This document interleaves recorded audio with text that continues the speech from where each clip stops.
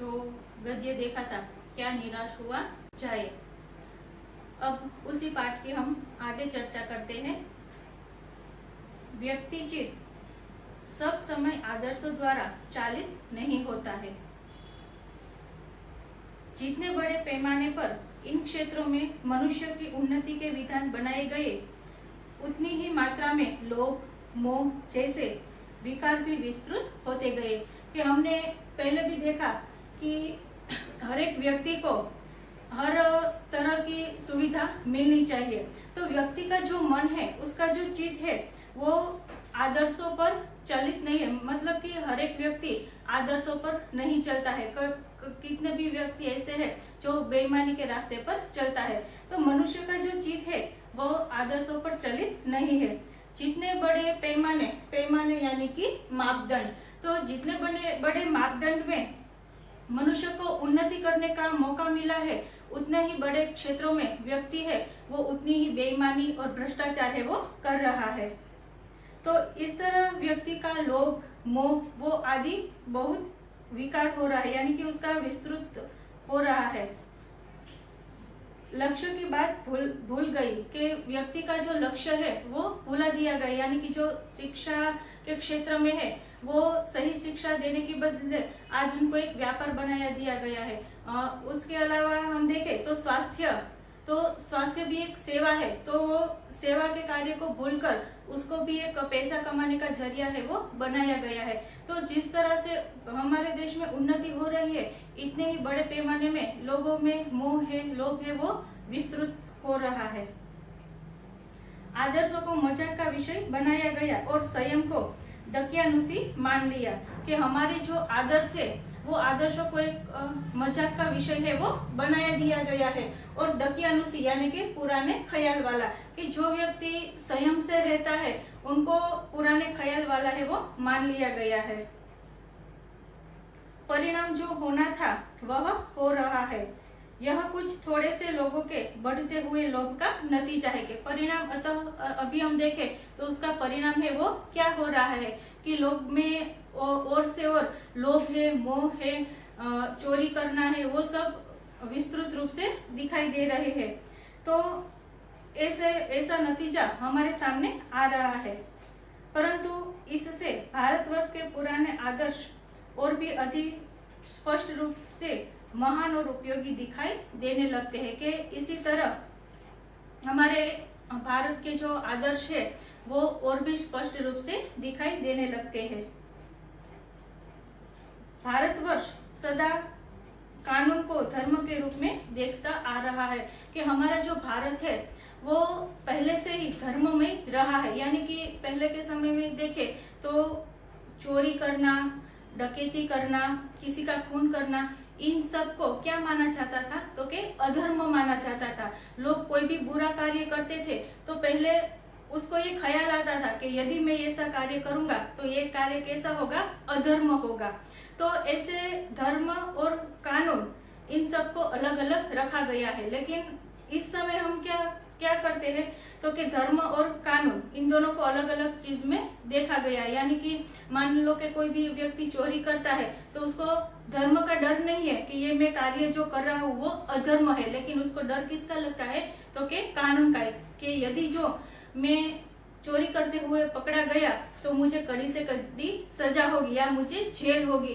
तो इस समय ये जो परिस्थिति है उससे हम धर्म और कानून दोनों को अलग अलग पहलू में तराजते हैं। तो पहले के समय में धर्म और कानून दोनों एक ही थे कि लोगों को कोई भी बुरा कार्य करने से डर लगता था। उसको खुद ये महसूस होता था कि ये मैं जो कार्य कर रहा हूँ वो कैसा कार्य है? तो कि अधर्म वाला कार्य है। तो भारतवर्ष सदा कानून को धर्म के रूप में ही देखता आ रहा है। आज एकाएक कानून और धर्म में अंतर कर दिया गया है। धर्म को धोखा नहीं दिया जा सकता, कानून को दिया जा सकता है। कि धर्म को धोखा नहीं दिया जा सकता लेकिन कानून को दिया जा सकता है। आज इस बात से भी हम सब परिचित है कि आप लोग देखते हैं कि कई बार जो सच है उसको झूठ और झूठ को सच पेश करके हम रखते हैं। तो जो सही बात है वो गलत साबित साबित हो जाती है और जो कई कई बार गलत बात है वो सही साबित हो जाती है। लेकिन धर्म में ऐसा नहीं चलता। धर्म में जो सही है वही सही और जो कार्य गलत है वही कार्य गलत है। यही कारण है कि लोग धर्म भीरु है, वे कानून की त्रुटियों से लाभ उठाने में संकोच नहीं करते। धर्म भीरु यानी कि कायर और त्रुटियां यानी कि कमी और अथवा तो गलती के यही कारण है कि लोग है वो धर्म भीरु है और कानून की यानी कि कानून की जो गलती है, उनकी जो कमियां है उससे लाभ उठाने में भी वो संकोच है वो नहीं करके। आजकल हम देखते हैं कि लोग है उसे चोरी करने में भी डर नहीं लगता, किसी का खून करने में भी बिल्कुल डर नहीं लगता, क्योंकि उन्हें पता है कि कानून इतना भी सख्त नहीं है जितना दिखाई दे रहा है। हम कुछ ना कुछ जुगाड़ करके वहां से बच जाएंगे। तो इसीलिए आजकल लोग है वो उसका लाभ उठा रहे हैं। इस बात के पर्याप्त प्रमाण खोजे जा सकते हैं कि समाज के ऊपरी वर्ग में चाहे जो भी हो रहा हो, लेकिन भीतर भीतर भारतवर्ष अब भी यह अनुभव कर रहा है कि धर्म कानून से बड़ी चीज है। कि भारत लोग है वो ऊपरी चीज से मान लो कि कितने भी अधर्म करे, लेकिन अंदर व्यक्ति के अंदर आज भी कहीं ना कहीं धर्ममय बना हुआ, यानी कि भारत का जो व्यक्ति है उसके अंदर हमें कहीं ना कहीं धर्म है वो दिखाई दे रहा है। अब भी सेवा, ईमानदारी, सच्चाई और आध्यात्मिकता के मूल्य बने हुए हैं। कि आज भी हमारे देश में, हमारे समाज में ऐसे कई लोग हमें देखने को मिलते हैं जो बिना किसी स्वार्थ के अन्य लोगों की सेवा करते हैं, ईमानदारी से कार्य करते हैं और सच्चाई और आध्यात्मिकता उसकी तरफ लोग है वो गति करते हैं। यानी कि हमारे जो संस्कार है वो पूरी तरह से खत्म नहीं हुए हैं। हाँ, उसमें कुछ रुकावट आ गई है, लेकिन कहीं ना कहीं आज भी हर एक मनुष्य के हृदय में हमें दया भाव है वो दिखाई दे रहे हैं। वे दब अवश्य गए हैं लेकिन नष्ट नहीं हुए हैं। कि हमारी जो संस्कृति है, हमारे जो संस्कार है वे कुछ दब गए हैं लेकिन बहुत नष्ट नहीं हुए हैं। आज भी वह मनुष्य से प्रेम करता है, महिलाओं का सम्मान करता है, झूठ और चोरी को गलत समझता है, दूसरे को पीड़ा पहुंचाने को पाप समझता है। कि आज भी हमारे समाज में ऐसे कई व्यक्ति है जो बुरा कार्य करता है तो उसको डर लगता है। महिलाओं का आज भी हमारे समाज में उनका सम्मान होता है और झूठ और चोरी को वो व्यक्ति है वो गलत समझता है। यानी कि हर एक व्यक्ति में हमें अभी भी अच्छाई है वो देखने को मिलती है। समाचार पत्रों में जो भ्रष्टाचार के प्रति इतना आक्रोश है वह यही साबित करता है कि हम ऐसी चीजों को गलत समझते हैं और समाज से उन तत्वों की प्रतिष्ठा कम करना चाहते हैं जो गलत तरीके से धन या मान संग्रह करते हैं। कि हमारे समाचार पत्र में ये जो आजकल इतने रोष दिखाई दे रहे हैं कि यहाँ पे चोरी हुई, यहाँ पे डकैती हुई, यहाँ पे इतना भ्रष्टाचार हुआ है, तो ये सब क्या देखने को मिलता है? तो कि लोगों के प्रति उनके अंदर जो रोष है वो दिखाई दे रहा है। लोगों को भी ये लगता है कि ये जो कुछ भी हो रहा है वो गलत हो रहा है, इस सब को रोकना चाहिए। तो आज भी ऐसे कई व्यक्ति है जो गलत तरीके से उसने जो प्रतिष्ठा पाई है या फिर गलत तरीके से उसने जो धन कमाया है उनको रोकने की कोशिश है वो करते हैं। दोषों का पर्दाफाश करना बुरी बात नहीं है। पर्दाफाश करना यानी कि भेद है वो खोला, मुहावरा बनता है यहाँ पे कि लोगों का दोषों का पर्दाफाश करना बुरी बात नहीं है। बुराई यह मालूम होती है कि किसी के आचरण के गलत पक्ष को उद्घाटित करते समय उससे रस लिया जाता है और दोषोद्घाट को एकमात्र कर्तव्य मान लिया जाता है। कि जो बुरे लोग हैं उसका भेद खोलना वे कोई बुरी बात नहीं है, लेकिन उससे भी बुरी बात क्या है तो कि जो लोग दोष करते हैं तो उस दोष को हम शांति से बैठकर देखते हैं, उसके खिलाफ हम आवाज है वो नहीं उठाते हैं, तो ये बहुत बुरी बात है। कि जो व्यक्ति चोरी करता है उससे तो कोई फर्क नहीं पड़ता है। तो लेकिन सैकड़ों घटनाएं ऐसी घटती है जिन्हें उजागर करने से लोकचित में अच्छाई के प्रति अच्छी भावना है वो जगती है। कि ऐसी सैकड़ों घटनाएं हमारे समाज में हो रही है कि जिसे उजागर यानी कि लोगों के सामने रखने से लोगों के अंदर की जो भावना है, जो अच्छी भावना है वो बाहर आती है। तो लोगों के लोकचित में अच्छाई के प्रति अच्छी भावना है वो जागते। लेकिन अब इस समय हम देखें कि जो ये 2 महीने का लॉकडाउन चला, तो उसमें ऐसे कई व्यक्ति है जो बिल्कुल गरीब है, जो रोज कमाते हैं और रोज खाते हैं।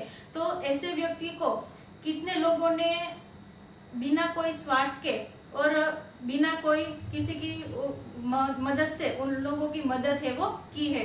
तो इस तरह से ऐसी कई घटनाएं, मान लो कि केरला में जो पूर आया था, वहां पे भी जो तबाही मची थी, तो उस तबाही को बाहर आने में लोगों ने कितनी मदद की थी। तो लोगों ने बिना कोई अपना स्वार्थ देखे उन सब लोगों की मदद की थी।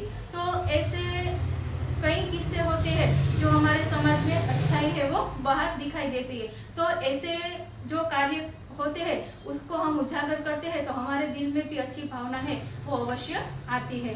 तो यहाँ पे लेखक अपने साथ 2 घटनाएं है वो प्रकट करते कि जो सत्य घटना है उसके साथ जो घटना घटी हुई है वहां पे इस कवि ने उसका वर्णन किया है। तो वो घटनाएं अब हम देखते हैं। एक बार रेलवे स्टेशन पर टिकट लेते हुए गलती से मैंने 10 के बजाय 100 रुपये का नोट दिया और मैं जल्दी जल्दी गाड़ी में आकर बैठ गया।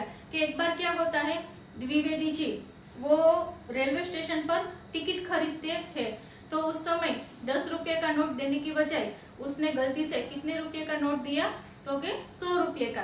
तो 100 रुपये का नोट देके जल्दी जल्दी से वो गाड़ी में बैठ गए। थोड़ी देर में टिकट बाबू उन दिनों के 2nd क्लास के डिब्बे में हर आदमी का चेहरा पहचानता हुआ उपस्थित हुआ। कि उस समय क्या हुआ, तो कि जो टिकट बाबू है यानी कि जो टिकट चेक करता है वो मास्टर, तो वो आता है उन समय में 2nd क्लास। यहाँ आज भी हम देखते हैं कि क्लास में 1st क्लास, 2nd क्लास और 3rd क्लास ऐसे डिब्बे होते हैं। तो उस समय जो हमारे द्विवेदी जी है वो 2nd क्लास के डिब्बे में सफर कर रहे होते हैं। तो वो टिकट बाबू 2nd क्लास के डिब्बे में आता है और हर एक आदमी का चेहरा देखता है और अंत में वो द्विवेदी जी को पहचान लेता है। उसने मुझे पहचान लिया और बड़ी विनम्रता के साथ मेरे हाथ में 90 रुपये रख दिए और बोला, यह बहुत गलती हो गई थी, आपने भी नहीं देखा, मैंने भी नहीं देखा। उनके चेहरे पर विचित्र संतोष की गरिमा थी। मैं चकित रह गया कि जो टिकट बाबू है वो डिब्बे में आकर द्विवेदी जी के हाथ में 90 रुपये है वो देते हैं और वो कहते हैं कि मैंने भी नहीं देखा। यानी कि जब उनके हाथ में 100 रुपये देते हैं तो उस समय उसने भी नहीं देखा था और द्विवेदी जी उसे भी पता नहीं था कि मैंने उन्हें 100 रुपये है वो दे दिए हैं। तो इस तरह वो कहते हैं कि आपने भी नहीं देखा और मैंने भी नहीं देखा।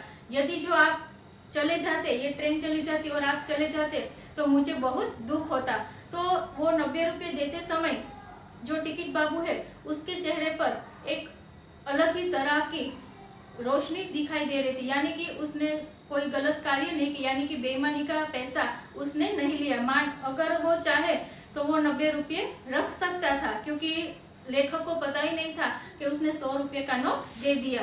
तो इस तरह हमारे समाज में आज भी ऐसे कई ईमानदार व्यक्ति है जो बिल्कुल बेईमानी है वो नहीं करते हैं।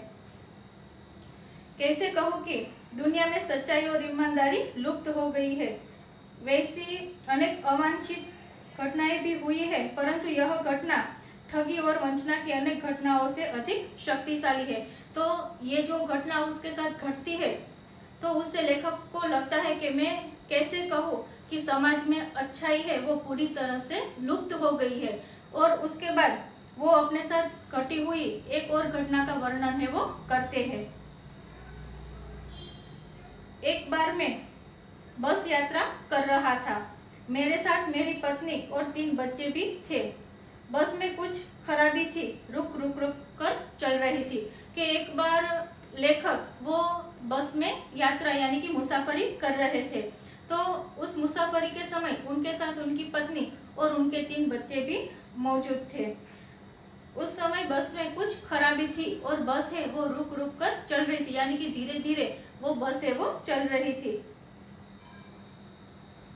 गंतव्य से कोई 5 मील पहले ही एक निर्जन सुनसान स्थान में बस ने जवाब दे दिया कि बस है वो पहले से ही रुक रुक कर चल रही थी। तो 5 मील बस आगे चली तो उस समय क्या हुआ कि उसकी बस ने जवाब दे दी, यानी कि उनकी बस है वो पूरी तरह से बंद हो जाती, यानी कि अब आगे वो है नहीं जा सकती। रात के कोई 10 बजे होंगे। उस समय कितने बजे होंगे तो के 10, तो रात का समय था। बस में यात्री घबरा गए। अभी स्वाभाविक है कि रात का समय होता है और ऐसी सुनसान जगह पर हमारा वाहन है वो खराब हो जाता है, तो हर एक व्यक्ति के मन में डर है वो आ जाता है। तो इसी तरह लेखक और बस में जो यात्री मुसाफरी कर रहे थे उन सभी के मन में घबराहट आ गई। कंडक्टर ऊपर गया और एक साइकिल लेकर चलता बना।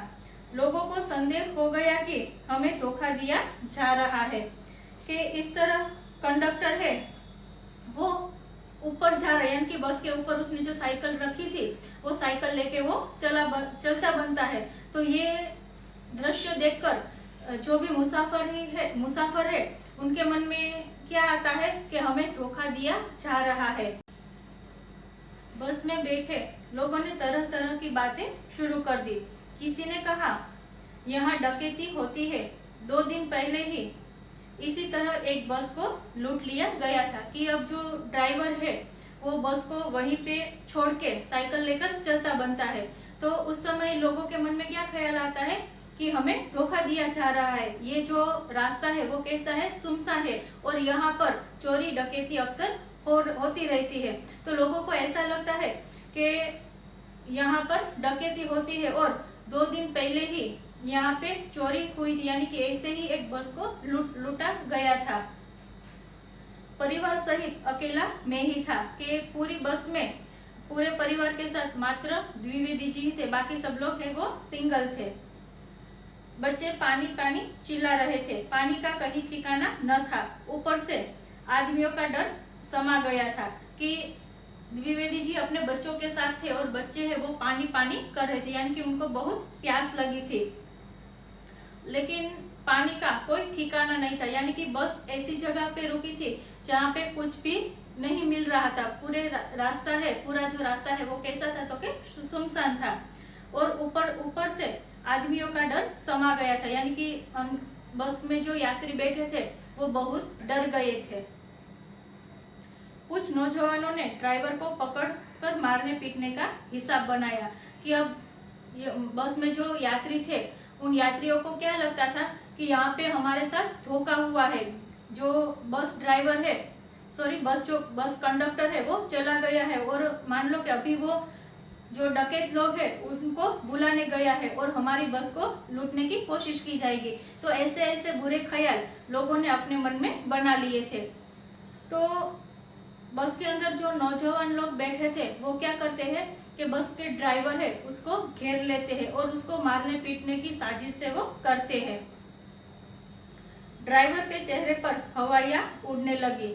लोगों ने उसे पकड़ लिया कि अभी ये जो दृश्य देखता है तो ड्राइवर वो भी खुद डर जाता है और लोग क्या करते हैं तो उसे पकड़ लेते हैं।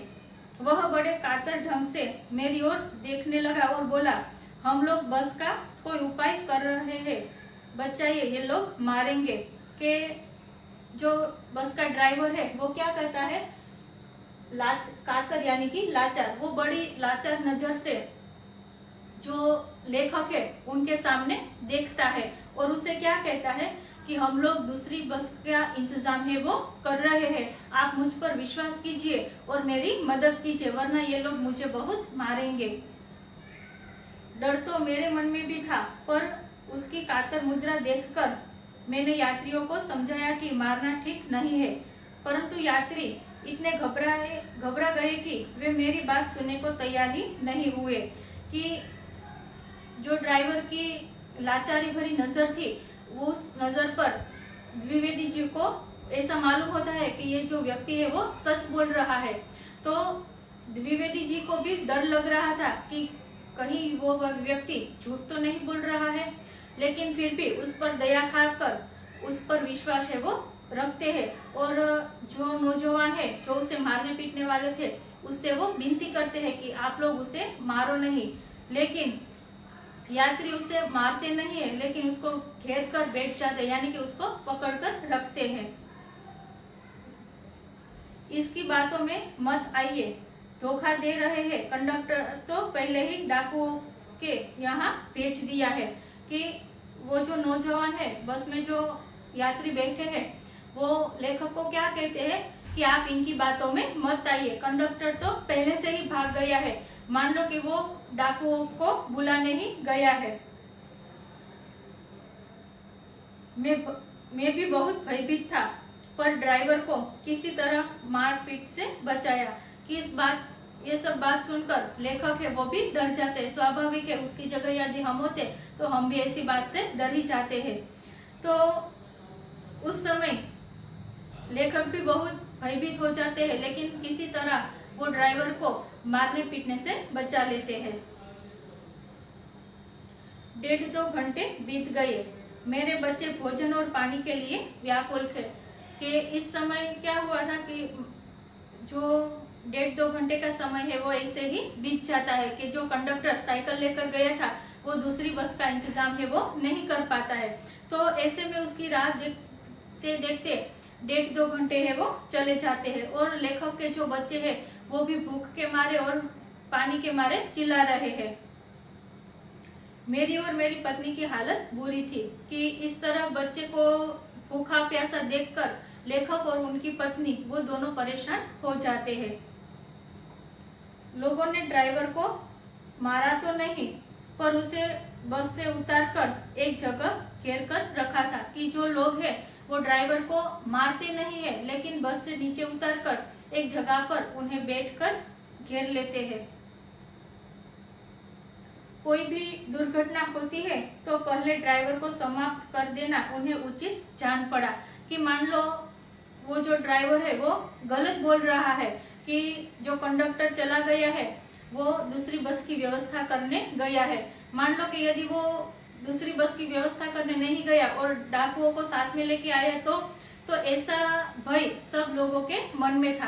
तो लोग क्या करते हैं कि उसको बस से नीचे उतार कर घेर लेते हैं और वो सोचते हैं कि यदि जो कोई भी बुरी घटना हमारे साथ होती है, यदि डाकू आते हुए हमें दिखाई देते हैं तो सबसे पहले हम क्या करेंगे तो कि जो ड्राइवर है उसको हम समाप्त करेंगे, यानी कि उसको हम मार डालेंगे।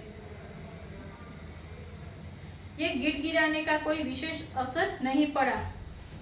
इसी समय क्या देखता हूँ कि एक खाली बस चली आ रही है और उस पर हमारा बस कंडक्टर भी बैठा हुआ है। कि ये सब घटना घटती है तो उस समय क्या होता है कि लेखक दूर से क्या देखते हैं कि एक बस है वो धीमे धीमे आ रही है और उस बस में कौन बैठा है तो कि जो साइकिल लेकर कंडक्टर गया था वो कंडक्टर उस बस में बैठकर आता है। उसने आते ही कहा, अड्डे से नई बस लाया हूँ, इस पर बैठ जाइए। कि वो क्या कहता है कि मैं बस के अड्डे से नई बस लेके आया हूँ, आप सब इसमें बैठ जाइए। वह बस चलाने लायक नहीं है। फिर मेरे पास एक लोटे में पानी और थोड़ा दूध लेकर आया और बोला, पंडित जी, बच्चों का रोना मुझसे देखा नहीं गया।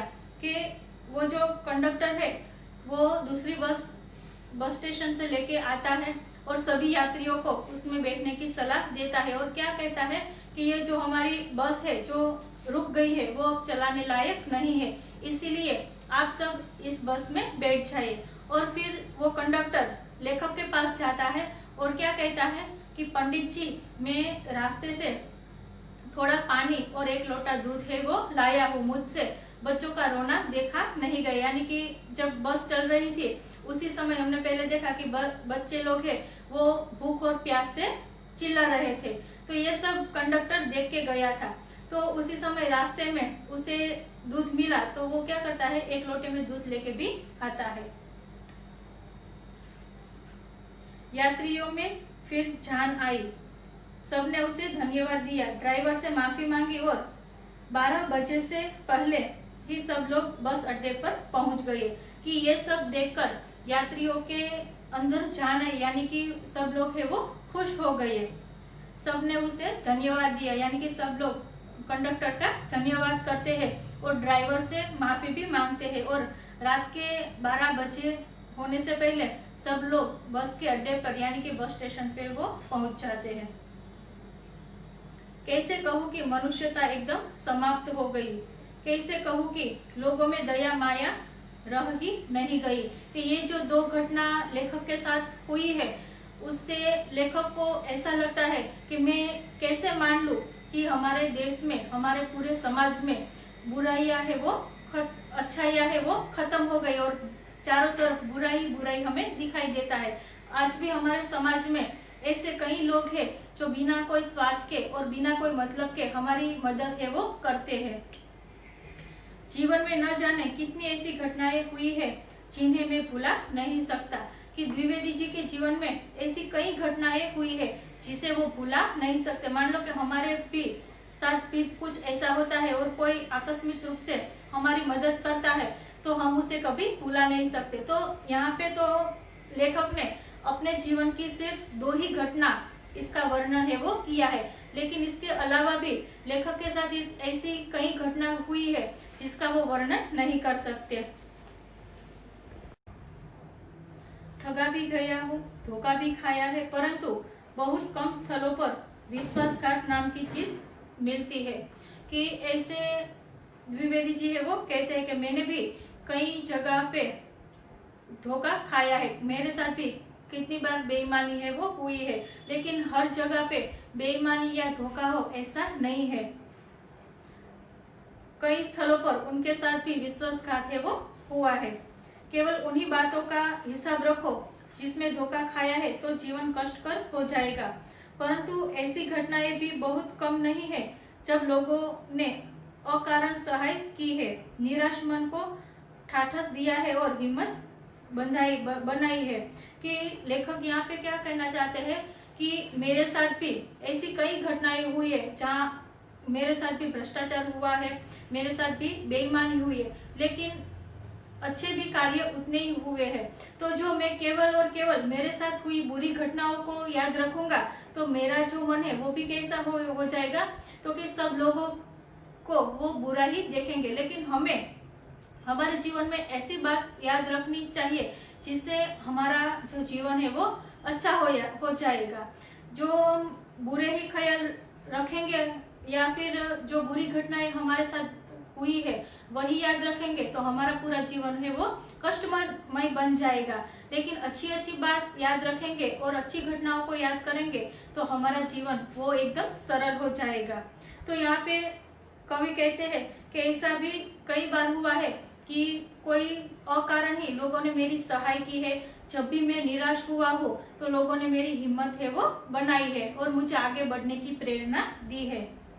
कविवर रविंद्रनाथ ठाकुर ने अपने एक प्रार्थना गीत में भगवान से प्रार्थना की थी कि संसार में केवल नुकसान ही उठाना पड़े, धोखा ही खाना पड़े तो ऐसे अवसरों पर भी हे प्रभु मुझे ऐसी शक्ति दो कि मैं तुम्हारे ऊपर संदेह न करूं।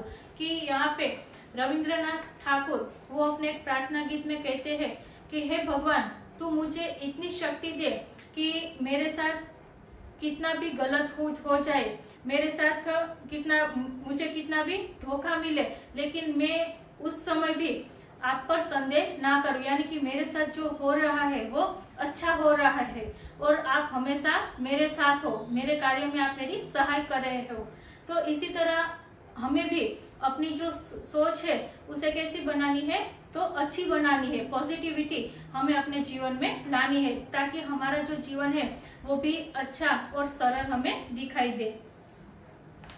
मनुष्य की बनाई विधियां गलत नतीजे तक पहुंच रही है तो उन्हें बदलना होगा। वस्तुतः आए दिन इन्हें बदला ही जा रहा है। कि ये जो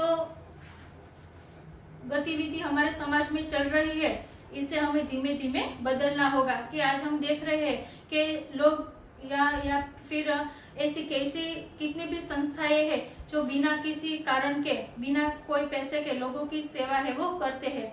तो आज ऐसे एनजीओ है या फिर ऐसी कई संस्था से लोग जुड़े हुए हैं। तो इन सब चीजों को हमें और भी आगे लेके जाना होगा। लेकिन अब भी आशा की ज्योति बुझी नहीं है। महान भारतवर्ष को पाने की संभावना बनी हुई है और बनी रहेगी। मेरे मन निराश होने की जरूरत नहीं है कि आज भी हमारा जो भारत है वो पहले जैसा भारत है वो बन सकता है। इसीलिए कवि कहते हैं कि हे मेरे मन, अब निराश होने की जरूरत नहीं है, क्योंकि हमारे समाज में भी अच्छे अच्छे कार्य है वो होते रहेंगे। यदि सभी लोगों के मन में अच्छे विचार आए, सभी लोग ईमानदारी से कार्य करने लगे, सभी लोग अपना जो व्यापार है वो समझने लगे, तो ये जो बेईमानी है, जो भ्रष्टाचार है, वो धीरे धीरे हमारे समाज से दूर है वो हो जाएगा और हमारा भारत है वो पहले जैसा भारत हो जाएगा।